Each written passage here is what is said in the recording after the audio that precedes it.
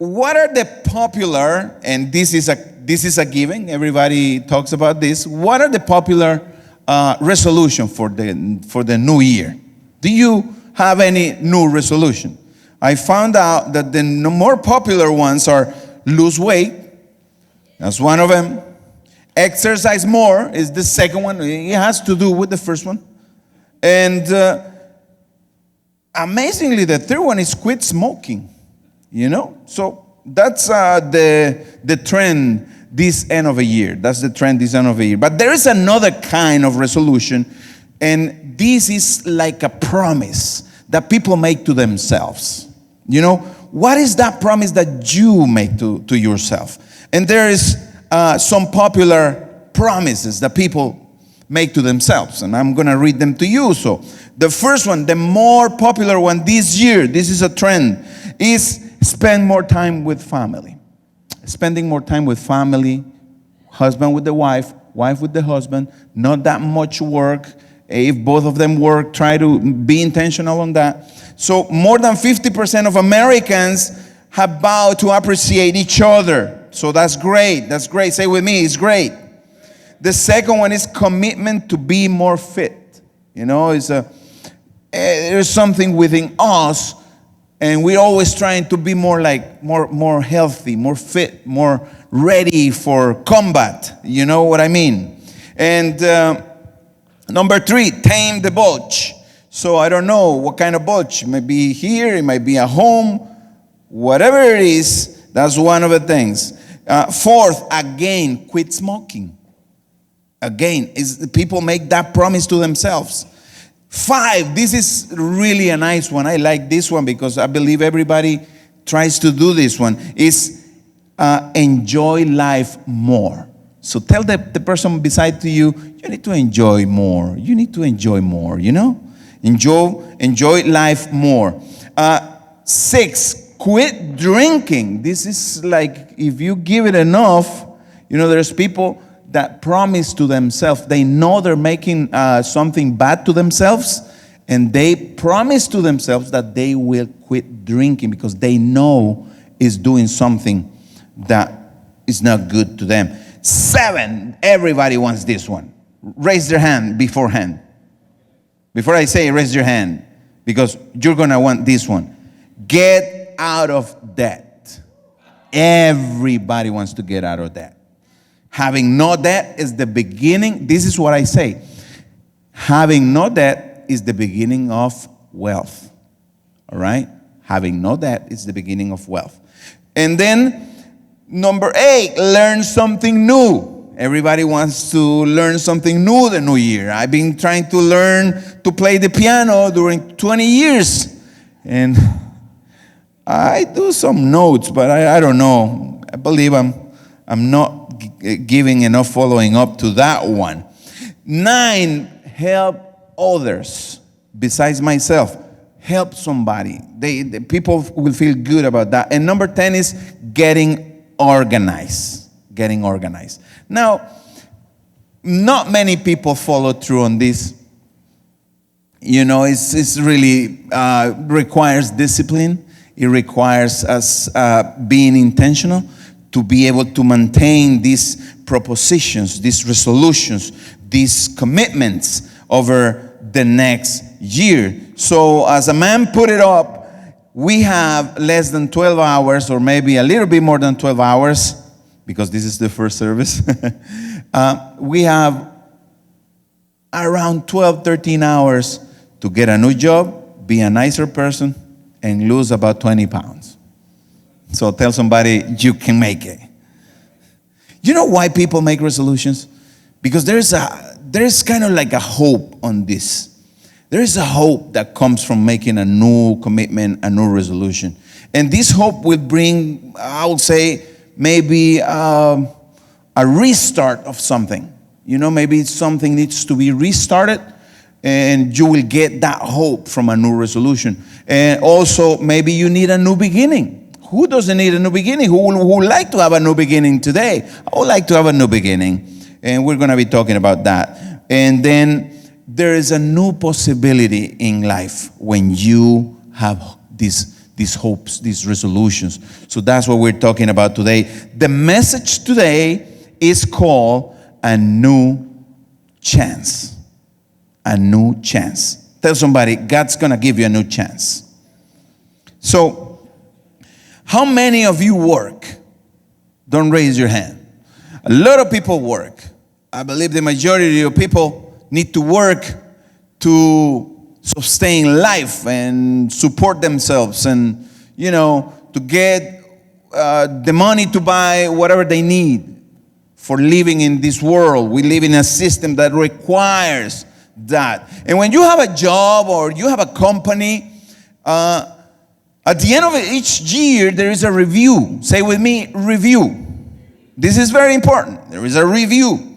And in this review, if you have a boss, the boss will review how was your performance during the year. Or how was your contribution to the company that you work for. They make a review for this. What was your productivity levels during the year? How was you? How productive was you? And they will check on that. And how much involvement were they getting from you? I mean, were you just coming in and out? Or were you really involved and doing an effort? Were you doing beyond what was required from you? And based on those reviews, they will, they will ask you to commit to some accomplishments for next year. And you put some goals by yourself. They give you this paperwork and you say, next year I'm going to get better in this. I'm going to get better in my English. I'm going to get better in my French, in my Japanese, in my Chinese. Whichever language you use second is your second language. And then, based on that review and based on those commitments, they will tell you if you're going to continue at the office. Or if they're going to pay you more, they're going to give you a promotion. Say with me, promotion. Or if you will no longer be at the company because they will need to fire you because you were not that involved. You were not that productive. You didn't give what was expected from you. This is a year-end review, and everybody has it in life. In any job, any company, they have these reviews and they put new goals, and it's necessary. It's necessary to do this. Now, let's review ourselves today as a church and as a person. Say with me, as church. As church is we all together, and as a person is me individually. So let's go ahead and make some review. As the body of Christ, how did we do this year? How did we do? Were we, were we really good as a church this year that passed? I mean, it's almost gone. It's just a few hours. Let's put some standard, because if you don't have a standard, it's difficult to measure things. You really need a standard, a measure to compare or to see it against, so you can really see what's going on. So I'm gonna grab this standard from the book of Revelation, and the first one is the church. Say with me first, the church of Ephesus. That church forsaking his first love. They forgot their first love. That was the church of Ephesus. Number one, say with me, 1. 2, Smyrna. That the church that suffered persecution. That's number 2. Smyrna suffered persecution. So Pergamum, the church that needed to repent. You can find that in Apocalypse chapter 2, verse 16. They needed to repent. Pergamum. Thyatira. This was the church that had false prophecies within the church. Number 4. Number 5, the church of Sardis. This is in Revelation 3:2. This is the church that falls asleep. Move somebody close to you. Move. Don't sleep. Tell them. The church of Philadelphia, number 6. This is the church that kept the commandments and endure patiently the times. This is a great church. And the church of Laodicea is just 7. I'm finishing. That was the church that was lukewarm. They had a lukewarm faith. They were like, so, sometimes yes, sometimes no. They were like in between. They were like, not defined sometimes, not defined on the other way sometimes. So how would you qualify the church? Will it be number 1, number 5, 7, 3, 4? Or you think you were number 2, you were suffering persecution, like in China, Iran, and those countries. How did we do as a church? Now, as we evaluate the church, we need to come to ourselves, because the church will depend on how you do yourself. So how was this 2007 for you? 2017, I'm sorry, I just knocked out 10 years. That would be nice, huh? 10 years less gray hair, huh? Less pounds. I don't know how you were 10 pounds ago, 10 years ago. But let's do this with you. Will you give it a 2017 from 1 to 10? How much will you give to 2017? An 8? A 9? A full 10? If you give it like that, if you get a qualification like that, that was a great year for you. You have had some challenges, you had victories, you had great relationships, you were able to overcome many problems, so you have a very good and successful year. Maybe your finances were great, or you say it was a year on the 5. What is it, a 5 year? Average year is a year where it's like, any other year. Everything went through, you just blinked, and we're here today, ending the year. Just blink with me. Go like this. Whoa, 2018, 17 is gone. And I didn't feel this year like a very good year. I didn't feel this year like an extraordinary thing. It was like just there, it was a year. Tell somebody beside you, it was kind of like a year. Or you will say, well, I believe this was a 2 or 3. It was a very difficult year for me. I had many situations. I lost a job. I lost a relative. My company had problems. I was fired from a job. And it's been difficult for me. That's why I'm giving this year a number 2, because I don't want to give it a number 1, just to not give it to it. It will deserve a 1, but I'm going to give it a 2. Because everything that could go wrong on 2017 went wrong on 2017. Would you say that was a year for you? Think back. Maybe there are some regrets. Maybe you're saying, well, there's many things that if I have the opportunity to do them again, I will do them differently. Is that the case? I believe everybody had ups and downs on any year. And we need to learn how to evaluate coming to a close. This is a close of 2017 today. Today is a closing. And, maybe you're thinking, close your eyes for a second. Do you see if you were going to do things differently in 2017, do you see yourself as more patient, less critical, more helpful to others? Will you care more about other people? Let's reflect for a few seconds on this year that passed. What would you have done different? Now, open your eyes, and I'm going to shoot you with a question. How about your relationship with God? Can we evaluate that relationship with God? As Oscar was praying here, he was saying to get God more involved. It's about Him, not just about us. But how was our relationship with Him? You know, was better if it did flourish this year, or was just kind of like on and off, on and off? Does it feel the same? Does it diminished? Do you feel like,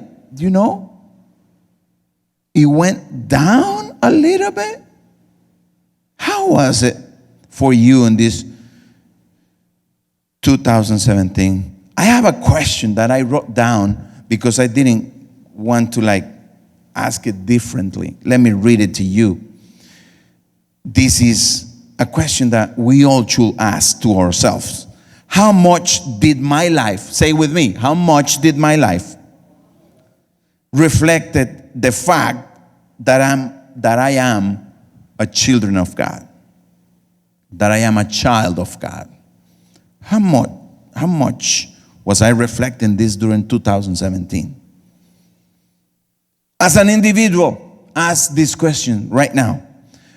What was my contribution to the church and to the city? What was my productivity, performance? Was I really involved in something related to God? Was I really involved? We are standing, it's like I'm standing here at the edge of the year. It's going to end. We're going to go and step onto unknown territory in a few hours, and a new year will start. And I want to read to you a small passage in the Bible, and I want you to follow me through this passage because it's going to be very important for all of you today. Very important for all of you. Tell to somebody beside you, one more chance. All right, Luke chapter 13. I'm going to start on verse 6. Read it with me, please, if you can. Luke 13, verse 6 and on. Then Jesus told this story. A man planted a fig tree in his garden and came again and again to see if there was any fruit on it. But he was always disappointed. Say with me, disappointed. Verse 7. Finally, he said to his gardener, I've waited 3 years and there hasn't been a single fig. Cut it down. It's just taking up space in the garden. Verse 8. The gardener answered, Sir, say with me, Sir, give it one more chance. Leave it another year, and I'll give it special attention and plenty of fertilizer. Verse 9. If we get figs next year, fine. If not, then you can cut it down. God has been coming to your life trying to find fruit. We are supposed to be fruitful. Fruitful in your family, fruitful with your husband, your wife, fruitful with your kids, fruitful with your companies, in your work, in your school. We are supposed to have all these kind of fruits. And God has been coming year after year, reviewing your performance. And this is the owner we're talking about. It's the owner of the tree. Tell somebody you have an owner. And it's reasonable. If I'm the owner of a tree and I plant it in a garden, I have it protected because it's in the garden. It's not on the wild. It's protected. Tell somebody beside you, you're protected. my friend. You're not just any tree. You are a well-kept tree. You are protected. All right? So it's reasonable to come to the tree and expect something from this tree. God is expecting something from you. Tell somebody beside you, God is always expecting something good from you. Tell somebody beside you, something good's going to come out from your life. Something good's going to come. There is another chance. Tell to somebody, there is another chance. You know, this tree had a very good location. It was planted. It was there not by a coincidence. It has a purpose. You have a purpose. I have a purpose. Can somebody believe it today? I do have a purpose in life. I was planted in this city. I was planted in this place. And I will have my purpose fulfilled.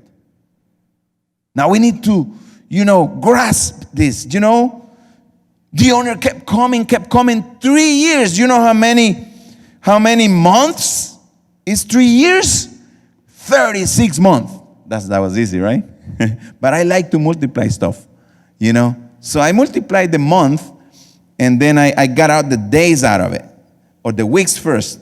It's 156 weeks. Tell somebody 156. 156 weeks. 10,095 days. I'm sorry, 1,095 days, because 365 by 3, 1,095. 1,095 days. What have you done with it? Ask somebody, what you done with it? It's 26,280 hours. And it's 1,576,800 minutes. And the owner found nothing.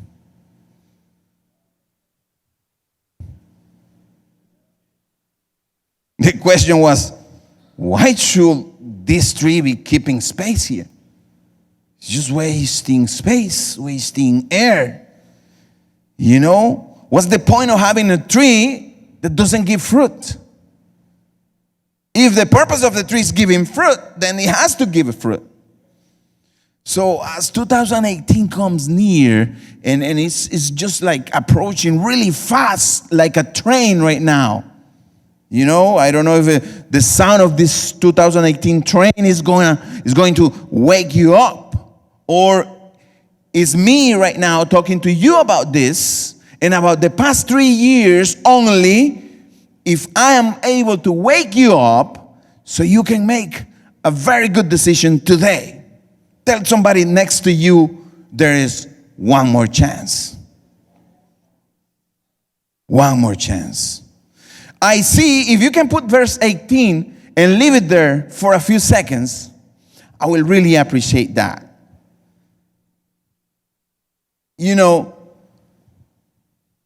Imagine yourself, you plant a tree.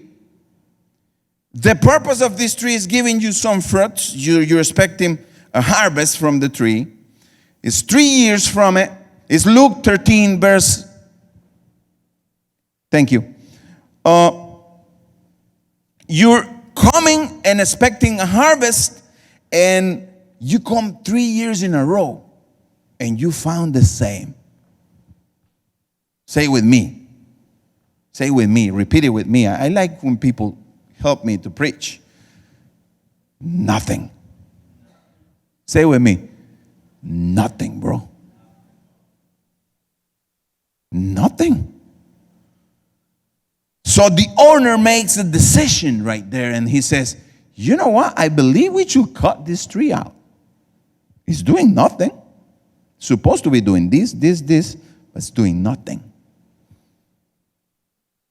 But there is a gardener. Tell somebody beside you, there is a gardener. The gardener is representing Jesus Christ.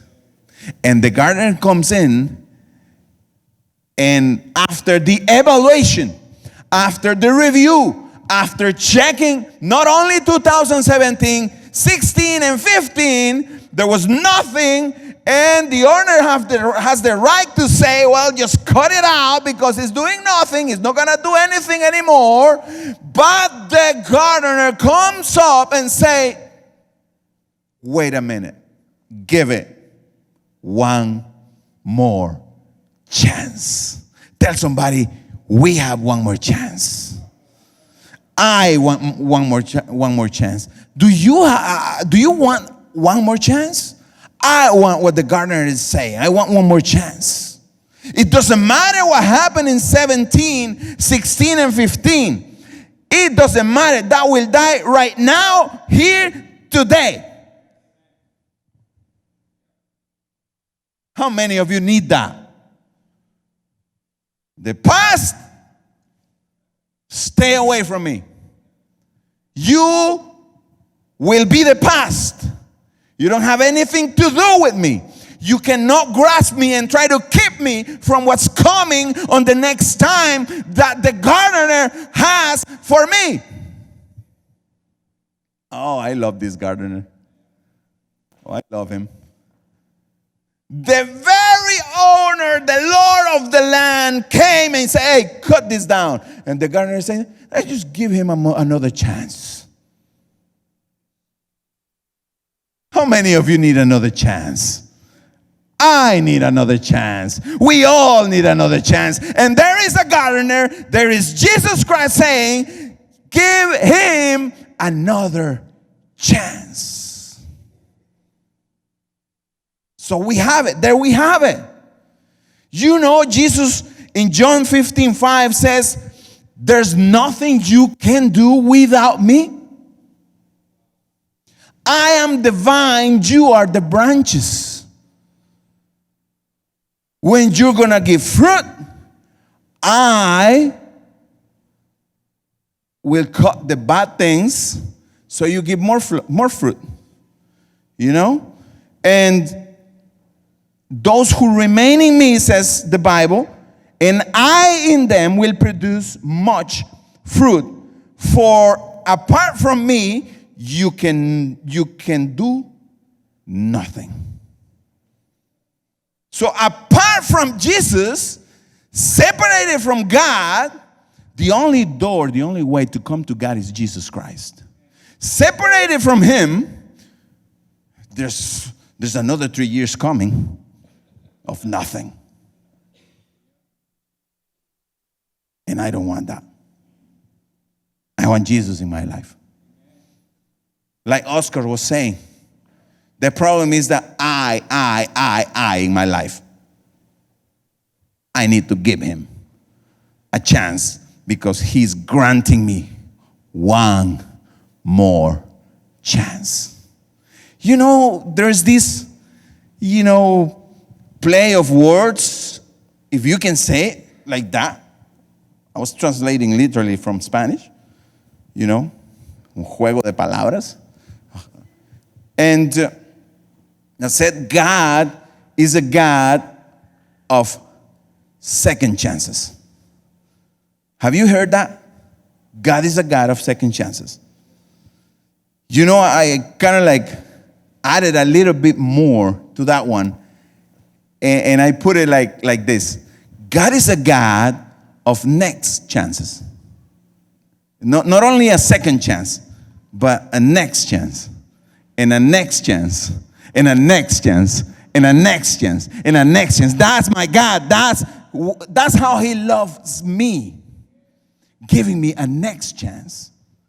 And right now, if you see that verse, when we read that verse in the chapter 13, verse 8 of Luke, you can see that it says, give him one more chance.